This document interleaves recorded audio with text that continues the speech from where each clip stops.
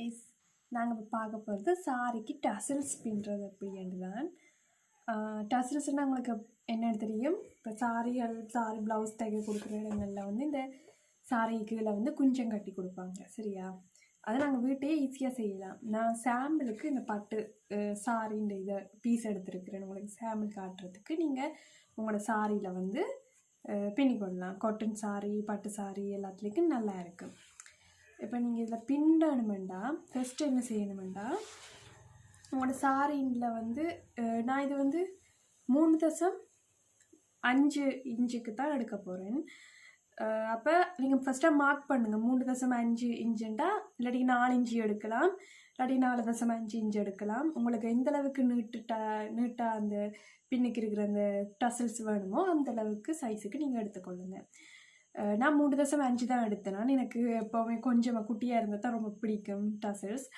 அப்போ நான் அந்த சைஸ் எடுத்தேன். அப்போ நீங்கள் எந்த சைஸ் எடுக்கணுமோ அந்த சைஸை எடுத்துகிட்டு நான் 3.5 எடுத்து அதுக்கேற்ற மாதிரி இந்த சைட்டில் இருக்கிற அந்த இது இருக்குது தானே, சைட்டில் இருக்கிற அந்த விளிம்பு அதில் வந்து 3.5 வந்து சின்னதாக வெட்டி எடுத்தேன். நான் வெட்டிட்டேன், காட்டுறேன் உங்களுக்கு. இந்த இடத்துல வந்து இந்த கோர்னரில் இப்படி வெட்டணும் 3.5. ஏன் அதை அப்படி வெட்டுறேன்னுண்டா, எனக்கு வந்து இந்த நூலை எடுக்கணும் தானே, நூல் எடுக்க வந்து ஈஸியாக இருக்கும். இங்கால சைட்டை வெட்டினீங்கண்டா, ஸ்லாக்கில் என்ன செய்வாங்கன்னா இங்கால சைட்டெலாம் வெட்டிட்டு நூல் எடுக்க ஈஸியில் வந்து ஒவ்வொரு இப்போ ஒரு இந்தளவு துண்டுக்கு இடையில் வந்து 3.5 இன்ச்சு வெட்டுவாங்க. அப்படி ஒவ்வொரு துண்டுக்கு இடையிலையும் வந்து வெட்டி விடுவாங்க. வெட்டினா அவங்களுக்கு ஈஸியாக இருக்குமென்று செய்வாங்க. எனக்கு எப்போவுமே வந்து இந்த கரை 2 துண்டையும் வெட்டிட்டு நான் அதை எடுக்க எனக்கு ஈஸியாக வரும். அதனால் நான் அப்படி செய்கிறேன். நீங்களும் ட்ரை பண்ணிக்கோங்க, உங்களுக்கும் அது ஈஸியாக இருக்குன்னு நான் நினைக்கிறேன்.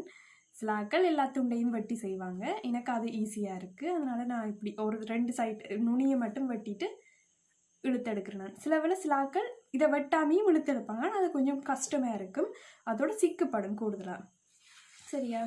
இப்போ நான் இந்த துண்டை எடுத்துருக்கிறேன். அப்போ 2 சைட்லேயும் வந்து வெட்டி எடுத்துட்டு 3.5 இன்ச்சுண்டா ஃபஸ்ட்டாக மார்க் பண்ணிக்கோங்க. 3.5 இன்ச்சுக்கு உங்களுக்கு தெரியும் ட்ரேசிங் சாரிக்கு இப்போ ப்ளவுஸ் தைக்கிறது இல்லாட்டிக்கு தையல்களுக்கு வந்து அந்த சோக் யூஸ் பண்ணுவாங்க. அந்த சோக்கால் வந்து நான் 3.5க்கு இன்னும் மார்க் பண்ணுறேன். பண்ணிவிட்டு நான் இந்த சீப்பை யூஸ் பண்ணுறேன். இந்த சீப்பை என்னத்துக்குன்னா, தலை சீவிர சீப்பு யூஸ் பண்ணக்கூடாது, சாரிக்கண்டியே சீப்பு வச்சுருக்கணும். இந்த சீப்பை வச்சு தான் நான் கீழே இழுக்க போகிறோம் நூலை. அப்போ ஈஸியாக வரும். இந்த பின் நுனியை வச்சு நாங்கள் டசல்ஸ் கட்டுறதுக்கு எங்களுக்கு ஈஸியாக இருக்கும். இப்படி ஒரு சீப் இருந்துச்சுன்னா உங்களுக்கு ஈஸியாக இருக்கும். இல்லாட்டிக்கு நீங்கள் பின்னுக்கு டசல்ஸ் கட்டும்போது ஊசியை யூஸ் பண்ணலாம். இல்லாட்டிக்கு நான் இந்த சீப்பை தான் யூஸ் பண்ணுறேன். நான் இல்லாட்டிக்கு பூல் நூல் பின்னுற ஊசி இருக்குது தானே, அதுவும் இதேமாரி தான் இருக்கும் பின்பக்கம். அப்போ அதையும் யூஸ் பண்ணிக்கொள்ளலாம். ஊசியும் யூஸ் பண்ணுவாங்க சில ஆட்கள். நான் இதை எப்படி இழுக்கிறேன்னு நான் உங்களுக்கு காட்டுறேன். இந்த சீப்பால் வந்து இந்த சைட்டில் இப்படி இழுத்தீங்கன்னா அந்த நூல் வரும், சரியா? அந்த நூலை ஒன்றா நாங்கள் கலட்டி எடுக்கணும், சரியா?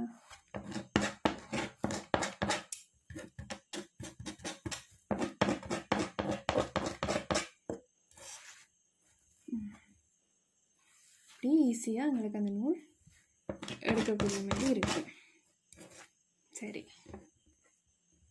இந்த ஒரு நுனியை பிடிச்சி இழுத்தீங்கன்னா அங்கால எல்லாமே வரும். கொஞ்சம் கொஞ்சமாக தான் எடுங்க, இல்லாட்டிக்கு சிக்காயிரும். சிக்கானா உங்கள்கிட்ட டசல்ஸ் வந்து ஒழுங்காக வராது.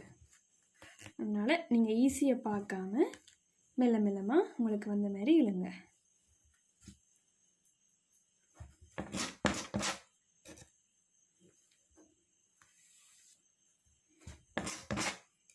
அவ்வளோ பெரிய கஷ்டமான விஷயம் எல்லாம் இல்லை, இப்படி இழுக்குங்க. ஓகே, சரி, ஃபைனலாக எல்லாத்தையும் இழுத்து முடிச்சாச்சு. இனி டசல்ஸை பின்ன தொடங்குவேன், இவ்வளோத்தையும் எடுப்பேன், சரியா?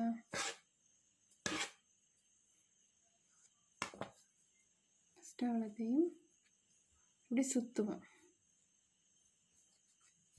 பிறகு சுற்றிட்டு கட்ட போகிறேன்.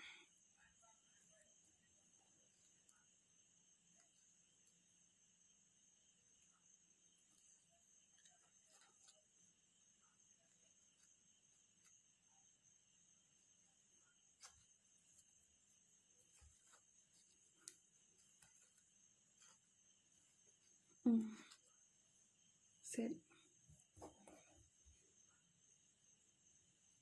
இப்போ நாங்கள் இதை எந்த இடத்துல கீழையா மேலேயா உங்களுக்கு எந்த இடம் பிடிச்சிருக்கோ அந்த இடத்துக்கு கிட்டவா கொண்டு போய் நீங்கள் அதை ஃபிட் ஆக போகிறீங்க. சரி, அடுத்த டசல்ஸ்.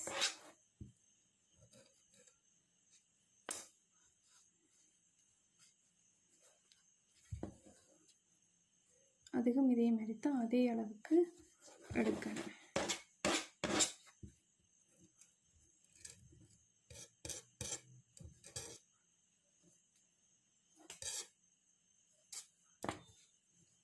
அதே போல் தான் சுற்றிட்டு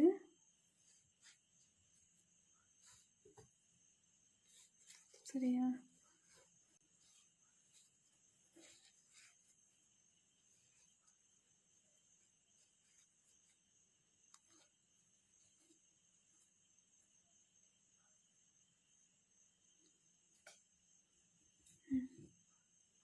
எந்த அளவுக்கு எடுத்தோமோ அந்த அளவுக்கு ஓகே, முடிச்சு போட்டாச்சு.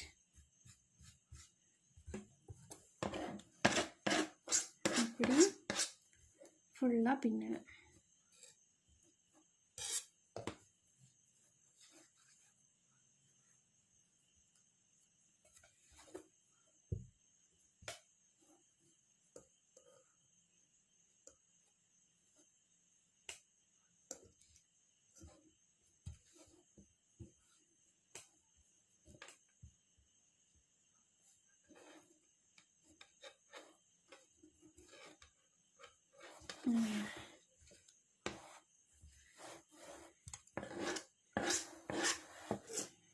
சரியா?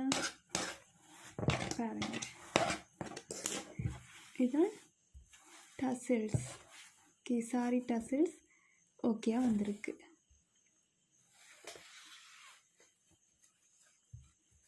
உங்களுக்கு இப்போ இந்த டசில்ஸ் பின்னுறது ஓகே, உங்களுக்கு எல்லாம் புரிஞ்சிச்சுன்னா இந்த வீடியோக்கு ஒரு லைக் பண்ணி கமெண்ட் பண்ணி சப்ஸ்கிரைப் பண்ணி விடுங்க.